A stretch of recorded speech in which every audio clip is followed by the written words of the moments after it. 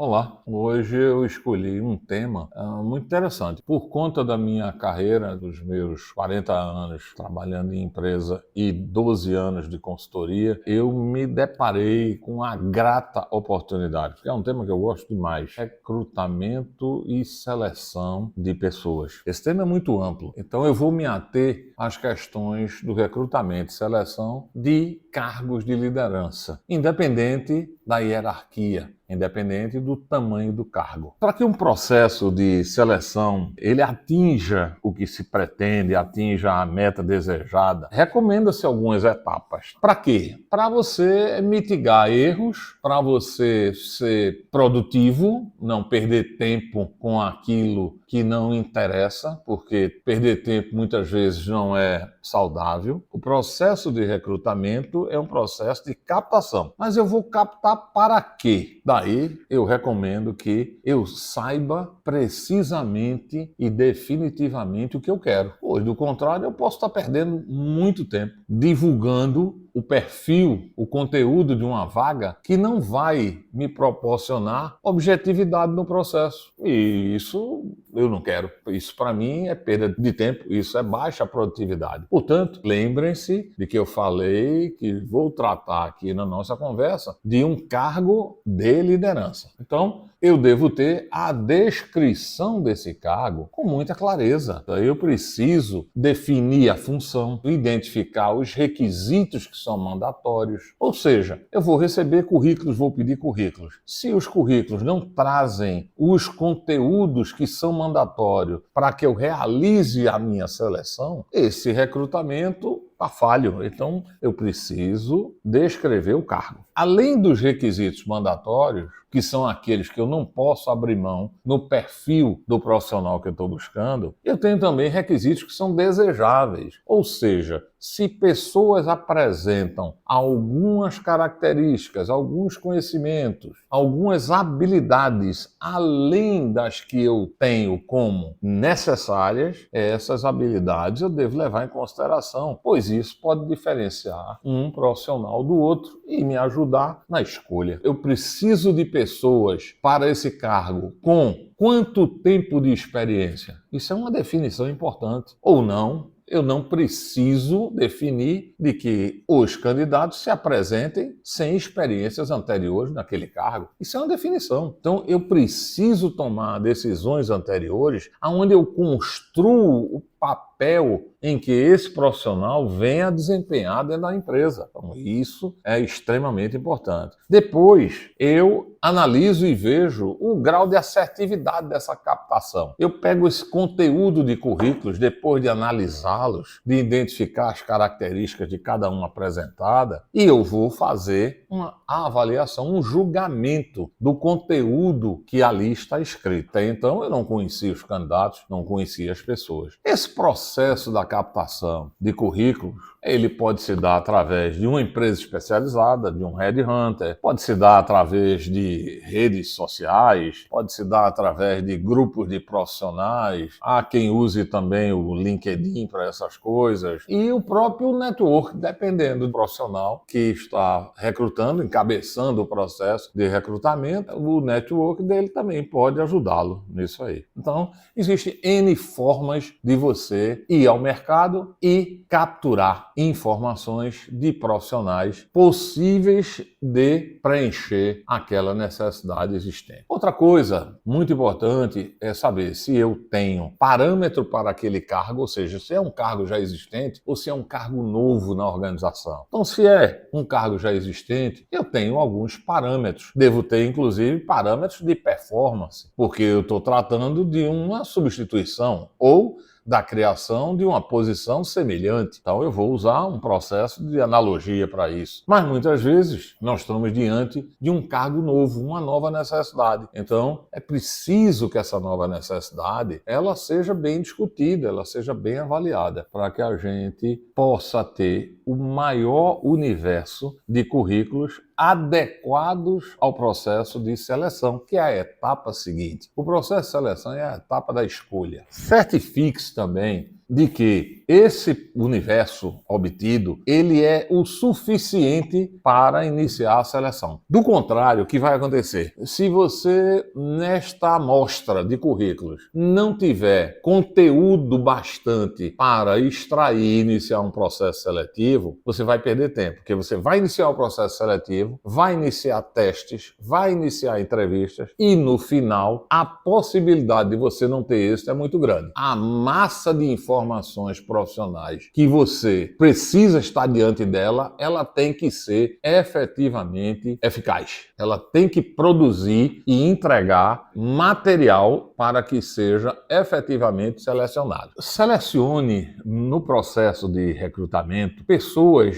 que contemplam a maioria das características que você precisa, pelaquilo que está escrito. Observe as experiências e, em caso de dúvidas, mesmo que você se interesse pelo currículo, faça a sua pauta de observações para que no processo seguinte você as explore. O processo de recrutar resume-se nas etapas de descrever, ter a certeza do que você precisa, criar nessa descrição os requisitos, criar efetivamente a dimensão do cargo, definir as responsabilidades, definir o que se espera, definir, se for o caso, o poder que esse cargo tem dentro da organização, poder de decisão, o que é que a política de delegação de autoridade prevê para esse cargo. Então isso é muito importante. E faça a análise preliminar com bastante esmero, com bastante zelo. Não poupe tempo para tal. Contratar uma pessoa para trabalhar com você é algo de extrema responsabilidade. E não adianta, por melhor que sejam, mais habilidosos que sejam e mais competentes que sejam os headhunters, a escolha final é do demandante. Os headhunters, eles vão dentro da sua proposição, eles vão para o mercado para criar esse conteúdo de informações profissionais através de currículos das pessoas. Quanto mais eles souberem sobre a sua necessidade, maior a possibilidade deles acertarem. Em seguida, vai vir a etapa efetiva da seleção.